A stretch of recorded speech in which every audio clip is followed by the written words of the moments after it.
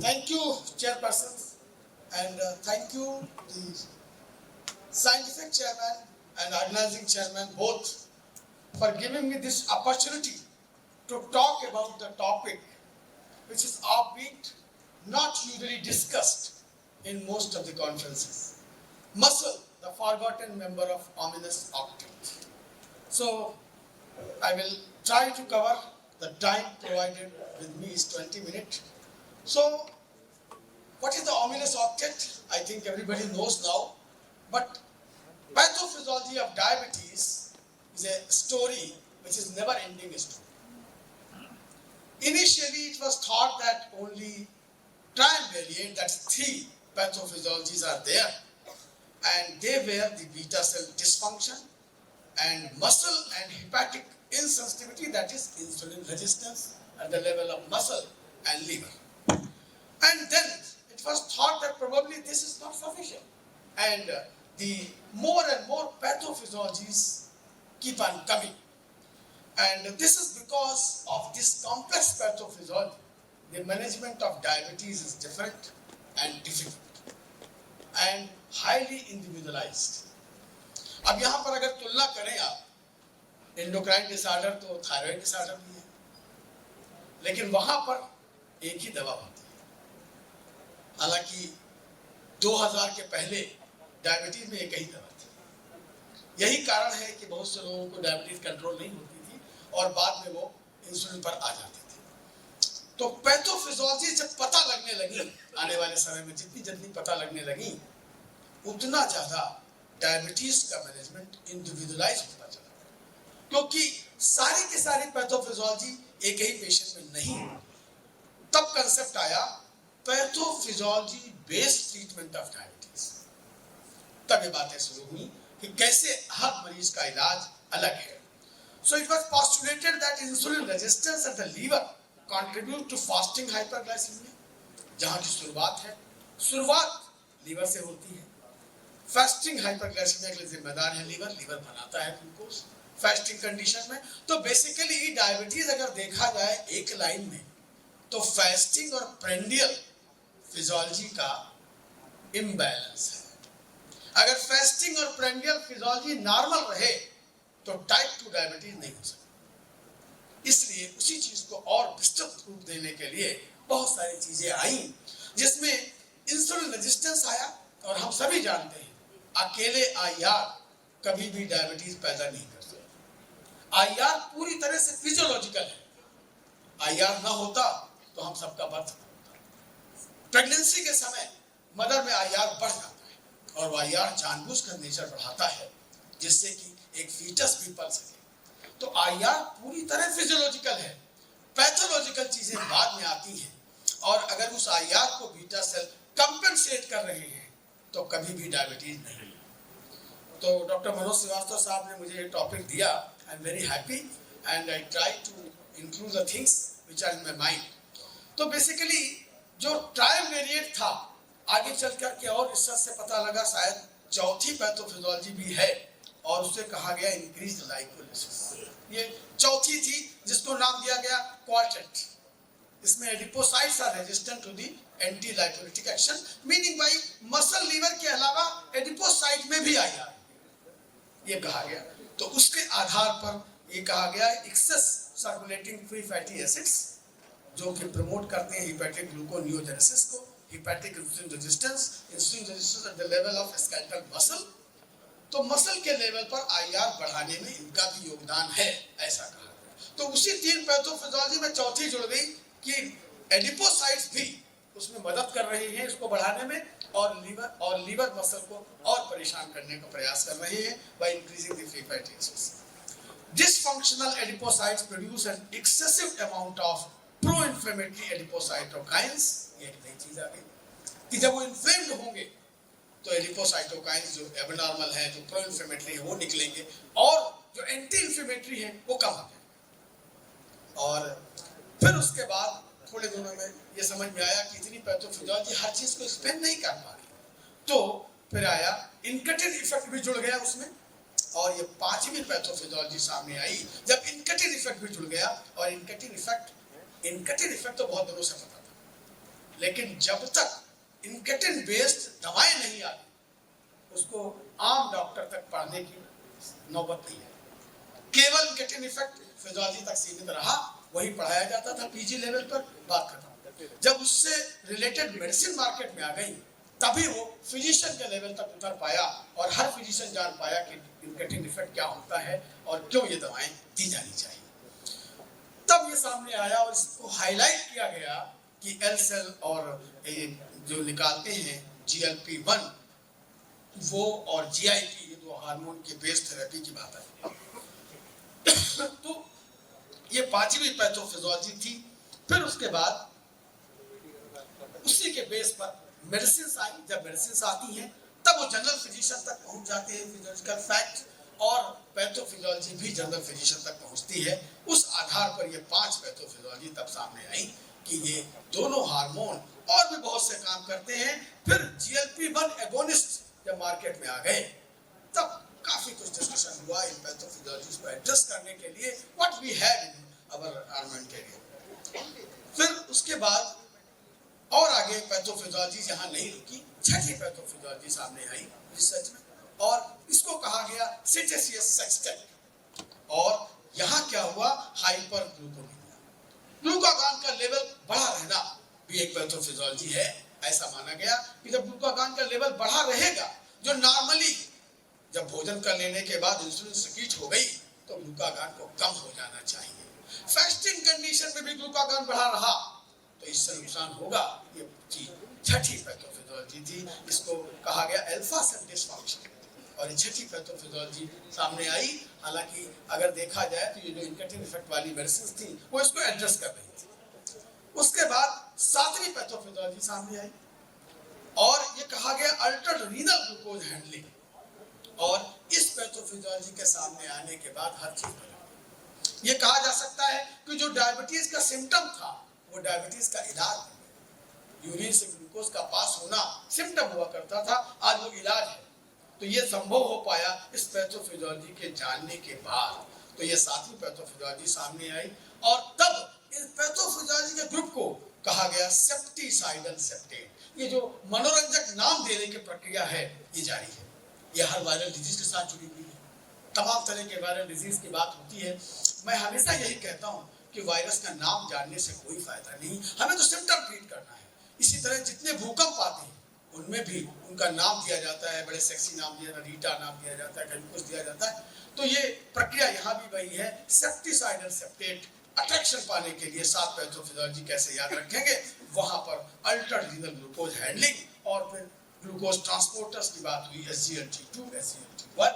और आज ये ड्रग इतनी ज्यादा मुफीद दवा बन चुकी है कि डायबिटोलॉजिस्ट को छोड़ करके सारे कार्डियोलॉजिस्ट और नेफ्रोलॉजिस्ट भी इस दवा के दीवाने हैं।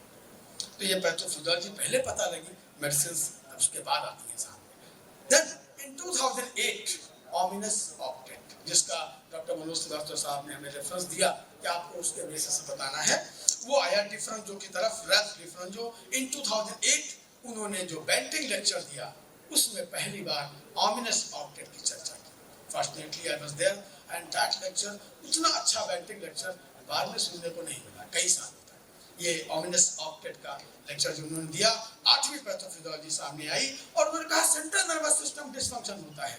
उसी स्टिमुलस पर सेंट्रल नर्वस सिस्टम के प्रभाव में इंसुलिन का सिक्रीशन कंप्रोमाइज हो जाता है। वही भोजन और वही जो स्टिमुलस है जितना इंसुलिन निकालता था CNS इफेक्ट की वजह से, अब नहीं निकालता।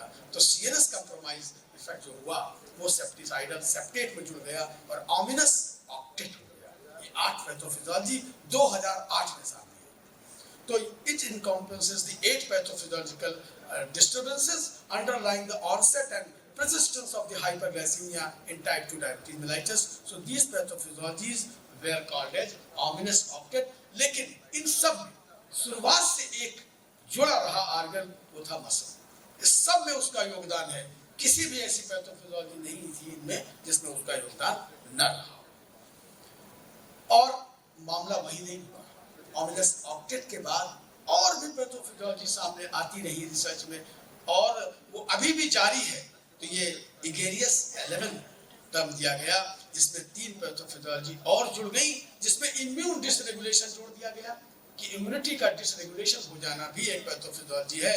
और एबनॉर्मल कोलोनिक माइक्रोबियोम, कोलन में बैक्टीरिया, जब बच्चा पैदा होता है तो कोई बैक्टीरिया नहीं होते जीआई ट्रैक्ट में, और एक एडल्ट में 1 किलो से 1.5 किलो बैक्टीरिया अकेले कोलन में होते हैं। लेकिन ये सब खतरनाक नहीं है, ये हमारे लिए बहुत जरूरी है। इनका जो माइक्रोबियोम है वो भी डायबिटीज को अफेक्ट करता है, ये पैथोफिजियोलॉजी शामिल हो गई। और increase rate of glucose absorption, low amyrin. Amyrin की चर्चा हमारे देश में भी बहुत नहीं है, कारण वही है फार्माटेबल।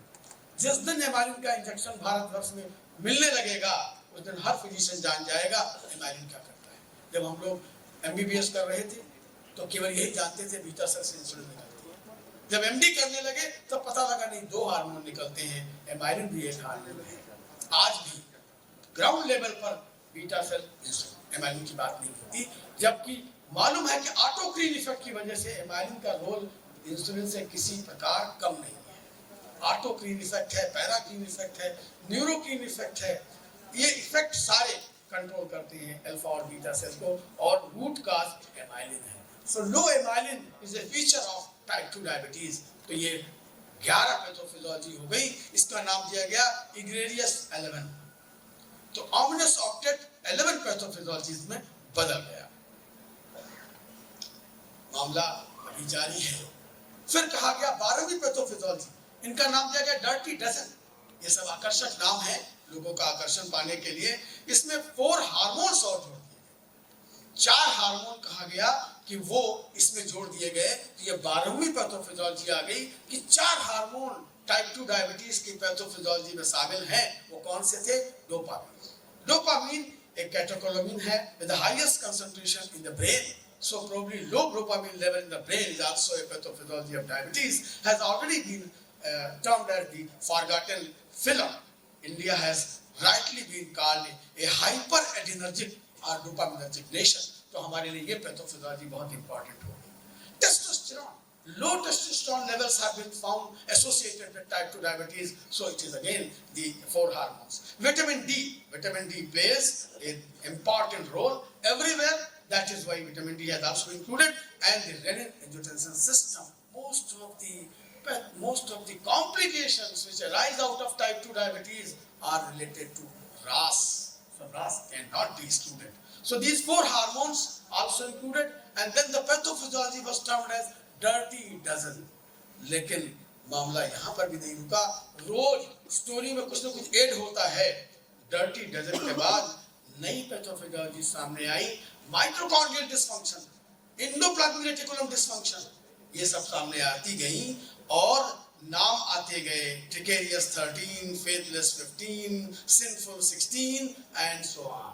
आज 2023 में हो सकता है 23 पैथोफिजियोलॉजी हो, बहुत सी और अभी आनी बाकी है, क्योंकि हर डायबिटीज का मरीज एक अलग मरीज है, उसको आप एक जैसी दवाई नहीं दी जा सकती। ये इंपॉर्टेंस है इन पैथोफिजियोलॉजीज की। तो मैं वापस मसल पर आता हूँ। ये पैथोफिजियोलॉजी जो 8 तरह की ढूंढी गई, इनका ये भी एक कारण था, इनके बेसिस पर हमें इलाज लिखने में आसानी हो गई थी। इसके बेसिस पर हम समझे कि हमें ऐसी दवाएं चुनना है जो उस पर्टिकुलर मरीज में वो पैथोफिजियोलॉजी ज्यादा है। फॉर एग्जाम्पल, अगर IR ज्यादा है तो मेटफॉर्मिन पूरा 2 ग्राम देना है, और अगर बीटा सेल डिसफंक्शन ज्यादा है तो हमें मेटफॉर्मिन कम देना है, सल्फोनिलूरिया ज्यादा देना है।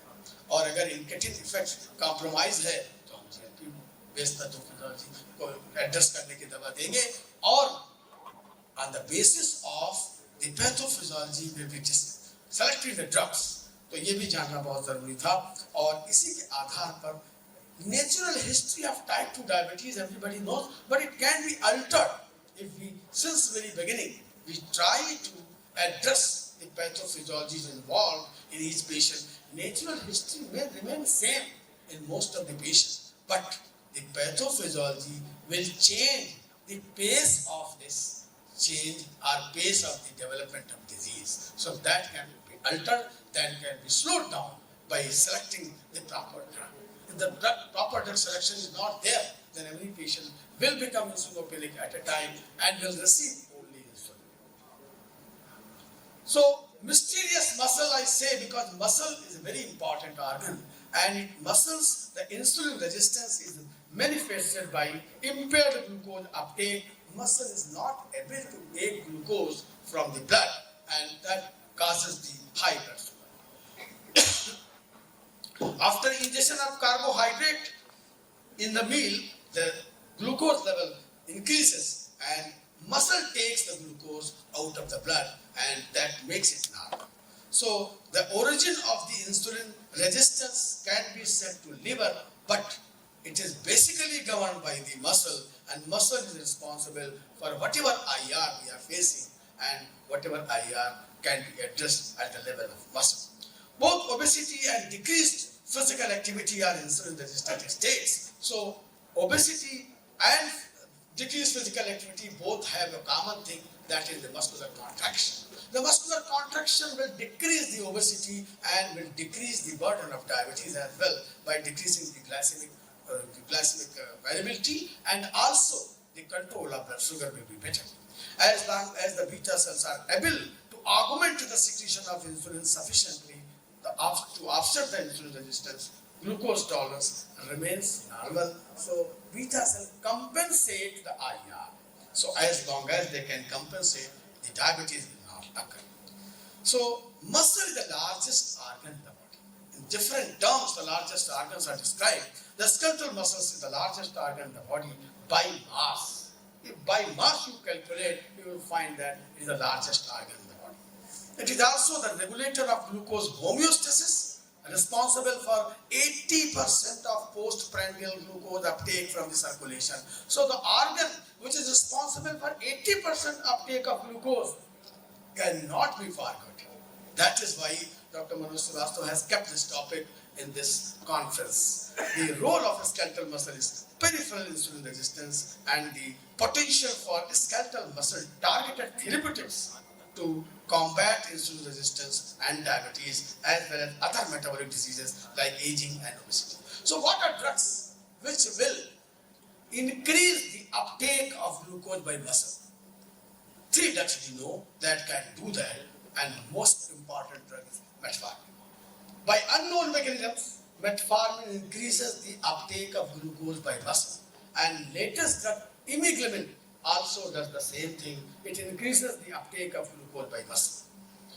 So more and more research is required to develop those drugs which can address this pathophysiology and can maintain the 80% uptake of glucose. If that is maintained, probably the diabetes burden can be reduced. And we need to develop drugs like exercise mimetics. अगर exercise करने के लिए कोई तैयार नहीं है, तो ऐसी दवा जो एक्सरसाइज से होने वाले फायदे की तरह फायदे पहुंचाए। ऐसी कौन सी दवा है? अभी कुछ हद तक इमिग्लिमिन ऐसी दवा कही जा सकती है जो एमपी काइनेज मैकेनिज्म की वजह से एक्सरसाइज से होने वाले कुछ फायदे देने में सक्षम है, सारे फायदे देने में सक्षम नहीं है. We have to develop these type of molecules if the exercise is not being accepted as a therapy by Indian diabetic patients. Snare proteins, essential regulators of glucose transporter into the skeletal muscle. Snare proteins को enhance अगर हम कर सकें तो diabetes को control करने की और दवाएं निकल सकती हैं. When the primary defect in the skeletal muscle, क्या-क्या defect हो सकते हैं? Remediating. Sir, only 5 minutes are left, sir. 5 minutes are more. Okay. No problem. The skeletal muscle insulin resistance is reversible. सबसे बड़ी बात यह है, ये 80% अपटेक जो कॉम्प्रोमाइज हुआ है, it is reversible. जैसा कि बहुधा नहीं होता, ये पूरी तरह रिवर्सिबल है. और सार्कोपीनिया एज के साथ बढ़ती है. अगर हम सार्कोपीनिया को धीमा कर सके तो ये 80% अपटेक बहुत बढ़िया बना रहेगा और कॉम्प्रोमाइज नहीं होगा और ओबेसिटी भी नहीं होगी. यहाँ हमें भूलना नहीं होगा, सार्कोपेनिक ओबेसिटी हमारी कंट्री में बहुत बढ़ रही है. ओबेसिटी के साथ साथ मसल सार्कोपेनिक हो रही है. और मैं यहाँ एक लाइन में बताना चाहूंगा, SGLT2 इनहिबिटर्स अगर आप दे रहे हैं अपने पेशेंट को और उसकी एक्सरसाइज को आप डबल नहीं कर देते, then the patient will develop sarcopenia. तो एक्सरसाइज बढ़ाना बहुत बहुत जरूरी है. So it is an endocrine organ as well, not only controlling this, and skeletal muscle secretes so many hormone-like substances which are called as myokines, and myokines are the hormone-like substances. They are released when the muscle is contracting, and these myokines regulate everything, even our age. the myokines are in good shape, the longevity will be there, and these myokines will also affect the level of the various factors which regulate aging. And in this context, irisin, nobody can forget in 2012, the Benting lecture was on irisin. Irisin is a myokine. So muscle IR can be addressed, and I will cut through so many slides, and this will, what evidence I am projecting here, that skeletal muscle insulin resistance is the primary defect in type 2 diabetes. This cannot be forgotten. So we have to keep in mind that muscle has to be addressed while we are prescribing drug to our patients. So in human, around 75 to 80% of insulin stimulated muscle glucose disposal during a euglycemic insulin clamp has been studied, and muscle contraction is as good as secretion of insulin from beta cell. So if the muscle is working well, it is helping beta cell. So by this, I think I will summarize that muscle insensitivity to insulin is the major core defect in type 2 diabetes, and more than 80% of IR lies in the muscle. Muscle contraction augments glycemic control by helping insulin action, and muscle do aid pleiotropic effect. So muscular contraction is required, and it can be used as a drug for the management of type 2 diabetes. Myokines do have a role, and in coming time you may get the drug based on myokine. Muscle has to be targeted in management of type 2 diabetes. Thank you very much. Thank you, sir, for the excellent information.